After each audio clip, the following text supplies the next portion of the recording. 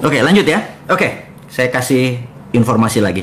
Jadi kalau minggu kemarin kita bicara tentang MMT, Modern Monetary Theory, dengan SWF, Sovereign Wealth Fund, di mana kita udah punya contoh waktu itu kuda laut, kita pakai di zaman Pak Ibnu Sutowo, sekarang mereview aja.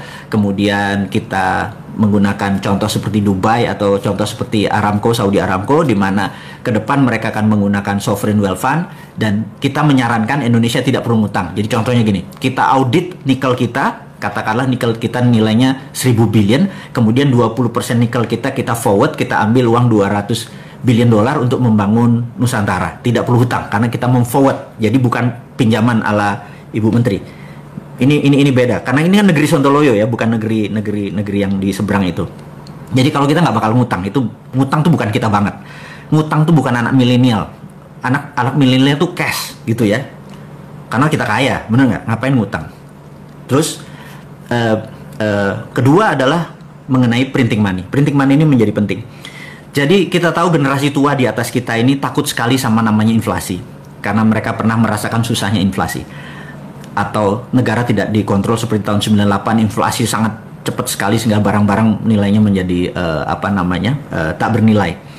Kemudian juga di tahun 60-an, 66 terutama, itu terjadi hyperinflation di Indonesia. Tapi sekali lagi, jika printing money itu mereka tidak setujui karena itu bisa menyebabkan negara dalam keadaan inflasi. Saya mau menerangkan tentang inflasi dengan cara yang sederhana. Jadi gini, inflasi itu tidak ada selama printing money-nya ada underlying. Ini harus diingat. Jadi saya sekedar mengingatkan sahabat semua, saya ulangi lagi, Anda mungkin pernah dengar, tapi ya biar ilmu ini nancep ke dalam, repetition adalah segalanya. Repeat gitu ya. Jadi keunggulan adalah tidak ada. Keunggulan adalah seseorang yang merepeat sesuatu sehingga menjadi keunggulan. Saya akan repeat lagi.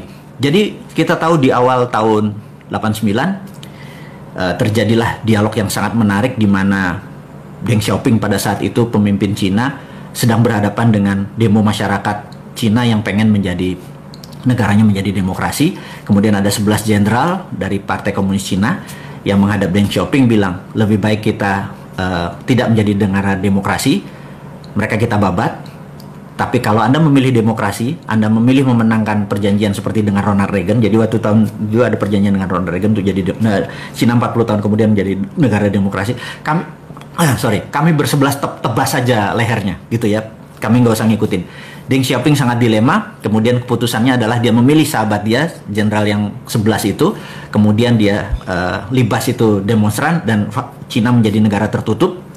Kemudian dia fuck IMF, fuck World Bank, dia udah nggak butuh gitu ya. Baik, akhirnya mereka berdua-belas rapat, dan rapat ini menjadi sangat fenomenal karena ada sebuah tagline yang saat ini masih ada, yaitu hari itu, momen itu adalah ada sebuah kata-kata ya, namanya the secret meeting that changed China.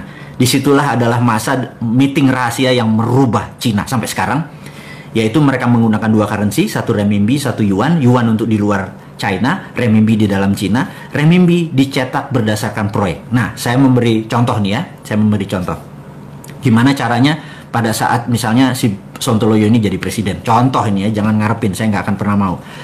Jadi contoh, jadi gini. Jadi suatu hari Menteri PUPR datang, lapor Pak Presiden, kita perlu bangun 1 juta rumah. Oke? Terus Menteri BUMN, Anda perlu berapa? Perlu 100 triliun Pak. Oke, Menteri Keuangan, print 100 triliun, kasih Menteri BUMN, kemudian Menteri BUMN itu akan membagikan uang 100 triliun itu kepada pabrik, misalnya pabrik baja untuk besi, pabrik kusen kayu, pabrik paku, pabrik bata, dan semua tidak boleh ada unsur impor. Jadi semuanya lokal, dan begitu bangunan itu dibangun jadi tidak boleh ada bunga.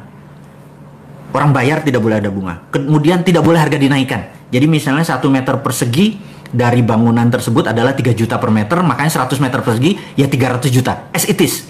Kemudian begitu masyarakat membeli, uang itu diambil, Menteri BUMN kasih ke Menteri Keuangan. Setiap uang masuk bakar, setiap uang masuk bakar. Kemudian 5 tahun kemudian begitu gedung jadi, gedung itu dibeli oleh masyarakat, uangnya masuk lagi, bakar senilai yang sama. Apa yang terjadi? 100 triliun tersebut dibakar, kemudian underlying-nya adalah perumahan yang 1 juta unit tadi. Inflasinya di mana? Nggak ada. Itulah yang dibangun oleh Cina. Kenapa Cina segitu besar? Jadi Cina membangun itu berdasarkan project. Print renminbi proyek.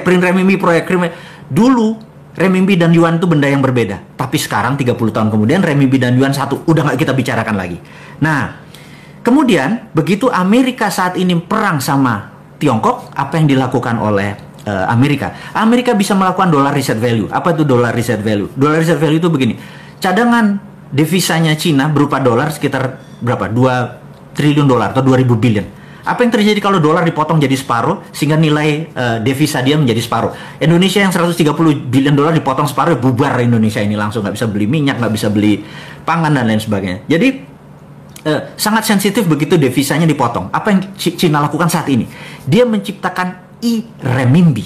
E-renminbi ini adalah digital renminbi, new printing money. Jadi Amerika mau potong separuh, bodo amat, gue udah punya, gitu ya. Nah, jadi saya sarankan kepada Pak Presiden, teman-teman kita sepakat di Republik Sontoloyo ini untuk mengingatkan Presiden kita di negara tetangga itu bahwa kalau mau keluar dari masalah bangsa Indonesia, print money, gunakan e-rupiah. Base-nya apa? Kalau e-rupiah kan digital, gunakan blockchain. Karena blockchain itu kan trusted open ledger, sehingga uang keluar kemanapun bisa. Waktu kita menganggap ini sudah cukup beredarnya, kita tarik kembali dengan strategi blockchain, ketarik juga, sehingga tidak ada inflasi. Inilah solusi untuk menolong bangsa ini untuk menjadi bangsa yang besar, melebihi Tiongkok, melebihi Amerika dalam waktu sekejap. Jadi hater dan buzzernya Bosman itu adalah kaki tangannya Amerika dan Tiongkok yang tidak pengen Indonesia berdaulat. Dan sahabat semua, Anda jangan takut tuh proyek ini dikorup. Anda itu berpikir kuno. Kalau ada berpikir, oh nanti gimana dikorup? Nggak mungkin dikorup karena ini pakai blockchain. Dan nggak mungkin dikorup karena ini ada underlayingnya. Sekali lagi, sahabat semua, lupakan cara berpikir lama. Lupakan inflasi, lupakan itu namanya dikorup segala macam. Ini blockchain. Dan strategi ini simple, negara tidak usah menggunakan infrastruktur yang lama, gunakan infrastruktur yang baru. Gunakan infrastruktur yang baru. Caranya bagaimana? Saya punya sahabat, saya punya sahabat begini. Sahabat saya manggil Kak Camah, dia usianya mungkin 15 tahun di atas saya. Kakak saya ini seorang wanita yang punya masalah di otaknya. Jadi kalau ternyata pas di CT scan itu ada blocking di kepalanya. Jadi tapi kalau dia dioperasi itu kemungkinan selamatnya cuma 30%. Jadi sementara kalau dia lagi kesakitan, itu painkiller termahal pun tidak bisa menyembuhkan rasa sakitnya. Jadi apa yang terjadi? Begitu dia sakit, dia bisa pingsan. Kemudian gimana solusinya? Dia dioperasi, chance peluangnya kecil, sementara di kepalanya ada blockage atau pemblokan. Jadi kalau di jam 9 malam dia mulai ngebatik, pakai canting dia ngebatik gitu ya. Tidur jam 3 pagi atau habis subuh dia baru tidur. 2 tahun kemudian dia merasa heran kok selama pusingnya atau penyakit kepalanya nggak hilang gitu ya. Kemudian dia ke Singapura untuk CT scan. Sahabat semua, apa yang terjadi? Allah itu luar biasa. Jadi ini otaknya dan jaringan saraf yang keblok tadi, tahu-tahu tumbuh jaringan baru, masih kecil. Itulah yang membuat solusi sehingga dia bisa normal kembali gitu ya. Jadi dia menciptakan saraf baru. Nah, pada saat ini Indonesia seperti bloknya otak tadi. Kalau pakai cara yang lama, nggak selesai negara ini. Jadi, apa solusinya? Solusinya adalah gunakan jalur baru. Lupakan yang lama, biarin yang lama, biar orang yang lama, yang politikus, apa segala macam, biar di sini.